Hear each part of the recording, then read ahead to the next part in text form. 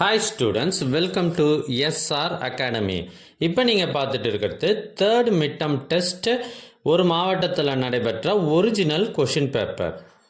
எங்ககிட்ட பல்வேறு மாவட்டங்களில் நடைபெற்ற ஒரிஜினல் கொஷின் பேப்பர்ஸ் நிறையவே இருக்குது.